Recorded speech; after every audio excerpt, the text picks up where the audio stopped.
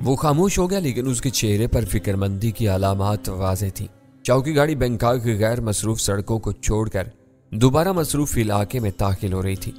मुझे उम्मीद थी कि चाउ को गोल्डन ड्रैगन की तरफ से निकलना याद होगा। कुछ देर बाद हम शहर के तफरीही इलाके से गुजर रहे थे, जहां इमारतों पर बड़े बड़े नेवन साइन लगे हुए थे। इस वक्त इन इमारतों पर वीरानी का राज था, लेकिन कुर्बो जवार में इंसानों की खासी रेल पेल थी।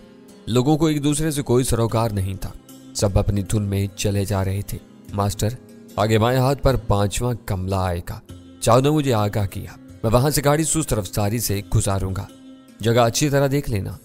गोल्डन ड्रैगन कदीम तर्ज की 2 मंजिला और पुरशिकू इमारत थी। इमारत की छत पर ड्रैगन का बहुत बड़ा खाका लगा हुआ था, जो रात में दूर से जगमगाता हुआ नजर आता होगा। इमारत का दाखिली बरामदा बहुत वसी था। साफ नजर आ रहा था कि कम हैसियत अफराद इधर का रुख करने की हिम्मत भी नहीं कर सकते थे। गोल्डन ड्रैगन पीछे रह गया तो चाउ ने उसके बारे में कोई बात करने के बजाय एक नया जिक्र निकाल लिया और पूछा, मास्टर, हिल्टन में तुम्हारा दिल लग रहा है? रहने के लिए अच्छी जगह है। मैंने सरसरी सा तबसरा किया। मुझे बड़े बड़े होटल रूखे फीके और बनावटी नजर आते हैं। उसने अपनी राय का इजहार जरूर समझा। ये अमीरों के चोंचले हैं। बैंकॉक में लंदन जैसे होटल में रहना है तो फिर बैंकॉक आने की क्या जरूरत है? लंदन में रहो। बैंकॉक का असल मजा गेस्ट हाउसेस में आता है, जहां भांत भांत के लोग मकामियों से मिलकर रहते हैं। वहां दूसरा गंद भी बहुत होता होगा, मैंने कहा। बिल्कुल होता है, दुनिया भर में होता है, उसने एतराफ किया। यहाँ के फैमिली गेस्ट हाउसेस बहुत साफ सुथरे होते हैं। कंपनी के साथ ताज़ा घरेलू खाने मिलते हैं। यहाँ रहने का मजा उठाना है तो मास्टर, मैं कहता हूँ जगह बदल दो। मैं तुम्हारी तजवीज़ पर गौर करूंगा, मैंने उसे टाल दिया। मास्टर, खाउसान रोड यहाँ का दिल है। कहोगे तो वहां बंदोबस्त करा दूंगा। मैं अपने दोस्तों को वहीं ठहराता हूँ। हो सकता है कि उसकी तजवीज़ माकूल रही हो। सेहत का सही लुत्फ मकामियों में खुल मिलकर ही आता है, मगर मैं वो खतरा मोल नहीं ले सकता था। हमारी नकलो हरकत दूसरे मकामियों की नज़रों में आने से हमारे लिए दुश्वारियां पैदा हो सकती थी। हमें सेहत से ज़्यादा अपने दूसरे अहदाफ से दिलचस्पी थी। इनके हसूल के लिए बेहतर यही था कि हम हिल्टन में सबसे अलग थलग रहकर अपना काम करते रहें। सोबराई का किस्सा निमट जाने के बाद हालात इजाज़त देते तो सेहत के पहलू पर भी गौर किया जा सकता था। होटल के करीब पहुंचने पर चाउ ने मुझे अपना मोबाइल फ़ोन नंबर लिखवाते हुए वादा किया कि वो रात को फ़ोन पर मुझे अपनी कारकर्दगी की रिपोर्ट देगा। इस वक्त हम अगले दिन के लिए कुछ तय कर सकते थे। होटल के पोर्च में उसकी गाड़ी से उतरते ही गर्म हवा के झोंकों ने मेरा इस्तकबाल किया। मैं टाइम बम्बों वाले पैकेट को संभाल कर तेजी से होटल में घुस गया। चेक इन काउंटर के पीछे दीवार पर आवेजा कीबोर्ड पर कमरा नंबर 410 की जगह खाली थी। गजाला यकीनी तौर पर कमरे में वापस आ चुकी थी। गजाला मेरे इंतजार में परेशान और मुतफक्किर थी। मेरे पहुंचते ही उसने शिकायती सवालात की भरमार कर थी। मैं उससे बचता हुआ ड्रेसिंग टेबल की तरफ गया और कपड़े में लिपटे हुए टाइम बम एहतियात से वहां रख दिए। आप ये क्या उठा लाए? पैकेट को देखकर गजाला अपने सारे शिकवे भूल गई। चाउफान के दिए हुए टाइम बम है जो कल गोल्डन ड्रैगन में पहुंचाने हैं। मैंने मसहरी पर गिरकर हंसते हुए जवाब दिया। चाउफान कौन है? आप तो डॉन बर्नार्ड से मिलने गए थे। मुझे याद आया कि असद के साथ होटल से रवाना होने के बाद वो गजाला से मेरी पहली मुलाकात थी। मैं वापस आया तो वो बाहर निकली हुई थी। मैंने उसे इब्तिदा से सब कुछ बताना शुरू किया। अपनी टोली से बिछड़ जाने के बाद वही मेरी हमतम और हमसाज रह गई थी। हर किस्म के बुरे भले मशवरे भी उसी से मिल सकते थे और हालात से वाकिफ रहना उसका हक भी था। मेरी रोदात उसके लिए दिलचस्प साबित हुई, लेकिन उसे इस बात का रंज था कि मैं अपने लिए गोल्डन ड्रैगन की एक जिम्मेदारी समेट लाया था। जब तक ये यहाँ रहेंगे मेरी जान सूली पर टंगी रहेगी। गजाला बोली, इन्हें कल इस्तेमाल करना था तो यहाँ आज इन्हें लाने की क्या जरूरत थी? मजबूरी थी। चाहे ये माल गाड़ी में लेकर आया था, मैंने बताया। अगर इनको गिराया न जाए तो ये मौजूदा हालत में बिल्कुल बेज़र रहें। यहाँ आप दोनों बम ले आए। कराची में होते तो इन बमों की वजह से होटल के गेट पर ही धर लिए गए होते। आपने बहुत खतरनाक काम किया है। कराची में ऐसा होना वाकई नामुमकिन था। शहर में बैरूनी कुव्वतों के दिन ब दिन बढ़ती हुई चीरादस्तियों की वजह से हर अहम इमारत में सिक्योरिटी के ऐसे फूल प्रूफ इंतजामात किए गए थे कि किसी बारूदी या मुश्तबा चीज़ के साथ इन इमारत में दाखिला नामुमकिन होकर रह गया था। बैंकॉक में हालात इतने ख़राब नहीं थे, मुझे इसका फ़ायदा मिल गया था। मैं कहती हूँ कि आप अब भी ये बम चाउ को लौटा दें। जब वो आपको वहाँ जाने से खुद रोक रहा है तो आप इस काम पर क्यों मुसर हैं? राजन के 4 ठिकानों पर होने वाले धमाके उसे हवास बाख्ता करने के लिए काफ़ी होंगे। इस बारे में मजीद बहस बेसूद है। मैं फैसला कर चुका हूँ, इसे तब्दील करना नामुमकिन है। मैं कल वहाँ ज़रूर जाऊँगा। यह मेरा वादा है कि वहाँ कोई मौका मुयसर ना हुआ तो ये दोनों बम हमारे साथ वापस आ जाएंगे। غزالہ کو میرے مزاج کا بخوبی اندازہ تھا، اس نے وہ بات وہیں ختم کر دی۔ ہمارے درمیان گولڈن ڈریگن ممنوع موضوع قرار پا چکا تھا، لیکن وقفے سے ہمارے درمیان دوسرے واقعات اور نئے کرداروں کے بارے میں تبادلہ خیال ہوتا رہا۔ غزالہ کی نبی تلی رائے تھی کہ بینکاک آنے کے بعد ہمارے کام کی رفتار سست ہونے کے بجائے زیادہ تیز ہو گئی تھی۔ راجن کے خلاف ڈان کے منفی جذبات اور سوبراج کی آمد نے جلتی پر تیل کا کام کیا تھا۔ میرے ذہن میں یہ بات جاگزین ہو چکی تھی کہ جب تک دونوں ٹائم بم ٹھکانے نہ لگ جاتے، ہوٹل کے کمرے کو خالی چھوڑنا مناسب نہیں تھا۔ کمروں کی صفائی پر مامور عملے کا ذرا سا تجسس ہمارا پورا کام بگاڑ سکتا تھا۔ اس خدشے کے پیش نظر میں نے دوپہر کا کھانا کمرے میں منگوایا اور پھر شام کی چائے بھی وہیں منگوا لی۔ میں نے غزالہ کو ہدایت کر دی تھی کہ مجھے کسی کام سے باہر جانا پڑے تو وہ کمرے کو اکیلا چھوڑ کر کہیں نہ جائے۔ 7 بجے اسد آ گیا۔ اس کے ہاتھ میں ایک وزنی تھیلا تھا جس سے اشتہا انگیز خوشبوئیں پھوٹ رہی تھی۔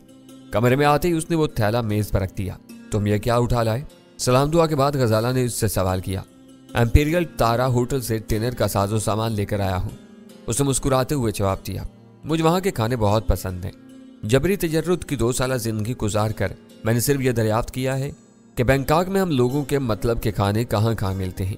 ہندوؤں اور سکھوں نے چٹخاروں کے لحاظ سے بینکاک کو دہلی کے ساتھ لا کھڑا کیا ہے۔ ابھی تھیلا کھلے گا تو تمہارے ذوق کا اندازہ ہو جائے گا۔ یہ بتاؤ کہ تم آج دن بھر کہاں غائب تھے؟ صبح کے بعد اب نظر آئے ہو۔ روٹین کی کچھ رپورٹیں وغیرہ اسلام آباد بھیجنا تھی۔ اس کے بعد میں سوبراج کے چکر میں لگا رہا۔ اس کے بارے میں کہیں سے کوئی خبر نہیں مل رہی۔ ایسا معلوم ہوتا جیسے اس کے یہاں پہنچتے اسی زمین نکل گئی ہو۔ سوبراج اپنے عروج کے دنوں میں بینکاک آتا تھا تو اس معزز پاکستانی سیاستدان کی مہمانداری کے سلسلے میں اسد کا شہر کے بتھیرے لوگوں سے رابطہ رہتا تھا۔ اس نے ایک ایک کر کے ان سب کو ٹٹول لیا تھا، لیکن سوبراج کی آمد کے بارے میں کہیں سے کوئی خبر نہیں مل سکی تھی۔ اس نے خود اسے بینکاک میں اترتے ہوئے نہ دیکھا ہوتا تو ہمیں کانوں کان بھی پتہ نہ چلتا کہ ہمارا سب سے بڑا حریف شہر میں وارد ہو چکا ہے۔ قرائن بتا رہے تھے کہ پاکستان میں ہوا خیزی کے بعد سوبراج نے ذہنی طور پر اپنے زوال کو تسلیم کر لیا تھا۔ وہ سینہ تان کر وہاں آنے کی بجائے خاموشی سے آیا تھا اور راجن کے گھر میں پناہ گزین ہو گیا تھا۔ وہاں سے اس کے بارے میں کسی خبر کا باہر آنا ممکن نہیں تھا۔ وہ اسی طرح وہاں دبکا رہا تو ہمیں اس قلعے کو سر کرنے کے بارے میں سوچنا ہوگا۔ وہ سب سن کر میں نے پرخیال انداز میں کہا، ایک بار اس گھر کو دیکھ لو گے تو اندازہ ہو جائے گا کہ یہ کام اتنا آسان نہیں ہے۔ یہ بتاؤ کہ اب ڈان کہاں تک تعاون کرنے پر آمادہ ہے؟ اپنی رودات سناتے سناتے اسد کو اچانک ڈان برنارڈ کا خیال آ گیا۔ معلوم ہوتا ہے کہ میرے ساتھ فٹ بال ہو رہی ہے، میں نے ہنس کر جواب دیا۔ تم نے ڈان کی طرف لڑکایا تھا، اس نے چاؤفان کی طرف لڑکا دیا۔ وہ جدار آدمی معلوم ہوتا ہے۔ ڈان نے تمہیں صحیح آدمی سے ملایا ہے، اس نے پرجوش لہجے میں کہا۔ وہ بینکاک کا بہت خطرناک بدمعاش ہے، ہر ایک کے اثر سے آزاد رہ کر اپنی سینڈیکیٹ چلا رہا ہے۔ وہ چاہے تو تمہیں لڑنے والوں کا پورا لشکر فراہم کر سکتا ہے۔ میرے لیے بات حوصلہ افزا تھی کہ چاؤ کا نام اسد کے لیے نیا نہیں تھا۔ بینکاک کی زیر زمین دنیا کے بارے میں اس کی معلومات قابل رشک تھیں۔ چاؤ کا ذکر آیا تو اسد تفصیلات جاننے کے لیے بے چین ہو گیا۔ اسے یہ اندازہ نہیں ہو سکا کہ بات ایک سے دوسرے آدمی تک پہنچ گئی تھی۔ میرے لیے تفصیلات دہرانا مشکل تھا۔ میرے اشارے پر غزالہ نے اسے شروع سے ہر بات بتانی شروع کر دی۔ گولڈن ڈریگن کا ذکر کرنے سے پہلے اس نے اسد کو یہ بتا دیا کہ میں اس بارے میں ایک فیصلہ کر چکا تھا اور اس پر کوئی تنقید سننے کے لیے تیار نہیں تھا۔ غزالہ سے سب کچھ سن لینے کے بعد وہ تیر کی طرح ڈریسنگ ٹیبل کی طرف گیا اور احتیاط سے کپڑا ہٹا کر ایک چوکور ٹائم بم اپنے ہاتھ میں لے لیا۔ تیز روشنی میں کئی منٹ تک اس کا جائزہ لینے کے بعد اس نے بم واپس رکھتے ہوئے انکشاف کیا کہ اس پر ساخت کے بارے میں کوئی نشان نہ ہونے کے باوجود اسے شبہ تھا کہ وہ امریکی ساختہ تھا اور اپنے وزن کے اعتبار سے خاصا تباہ کن ثابت ہو سکتا تھا۔ بینکاک میں مستقل بنیادوں پر ایک فوجی اڈہ قائم تھا جس کی ضروریات پوری کرنے کے لیے شہر سے دور ایک بھاری اسلحہ ڈپو بھی موجود تھا۔ اسد کی اطلاعات کے مطابق بہت سے امریکی سپاہی فاضل رقم کے لالچ میں ہتھیار اور اسلحہ چرا کر شہر کے گنے چنے لوگوں کے ہاتھوں بیچ دیتے تھے، جو بعد میں چور بازار میں دستیاب ہوتا تھا۔ چوروں کے لیے چور بازار تک رسائی دشوار نہیں تھی۔ چاؤ نے اپنی ضرورت کے تحت وہ بم ایسے ہی کسی ذریعے سے خریدے تھے۔ اسد کی رائے میں گولڈن ڈریگن میں محدود تباہی پھیلانے کے لیے ایک آتش گیر بم کافی تھا۔ دونوں کے بیک وقت استعمال کے نتیجے میں چوہے خانے کی عمارت سنگین نقصانات سے دوچار ہو سکتی تھی۔ غزالہ نے روم سروس کے عملے سے کچھ مشروبات کے ساتھ خالی پلیٹیں اور ڈشیں منگوا لی تھیں۔ وہ اسد کا لایا ہوا کھانا میز پر لگانے کے ساتھ ہماری باتوں میں بھی حصہ لے رہی تھی۔ کھانے کے دوران میں زور و شور سے گفتگو کا سلسلہ جاری رہا۔ اس دوران میں اسد نے ایک عمدہ تجویز پیش کی کہ وہ شہر سے کسی اچھی گاڑی کا بندوبست کر کے ڈرائیور کی حیثیت سے ہمارے ساتھ گولڈن ڈریگن جائے گا تاکہ اپنا کام پورا کرنے کے بعد ہمیں وہاں سے واپسی میں کوئی دشواری نہ ہو۔ میری مہم کے لیے وہ نقطہ بہت اہم تھا۔ कुछ पता नहीं था कि गोल्डन ड्रैगन में क्या हालात पेश आते। वहां हमारी अपनी गाड़ी मौजूद होती तो हम किसी भी वक्त तेजी से वहां से निकल सकते थे। बात तय हो गई। टाइम बम एक इस्तेमाल किया जाना था। इसको ऑन करने के लिए रात के 11 बजे के बाद का वक्त जरूरी था। इसलिए यह प्रोग्राम बना लिया गया कि असद गाड़ी लेकर 10 बजे हमारे होटल आ जाए।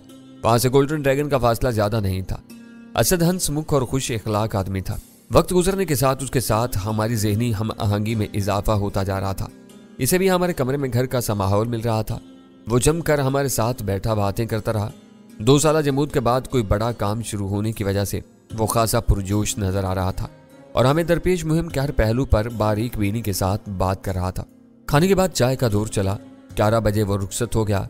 हम दोनों भी कपड़े बदल कर बिस्तर पर दराज हो गए। गजाला के जहन पर कमरे में रखे हुए टाइम बम का खौफ सवार था। फिर भी मुझसे पहले उसकी आंख लग गई। मैं बिस्तर पर लेटा खामोशी से आने वाले दिन के बारे में सोच रहा था। 1 बजे यकायक मेरे मोबाइल फोन की घंटी बज उठी।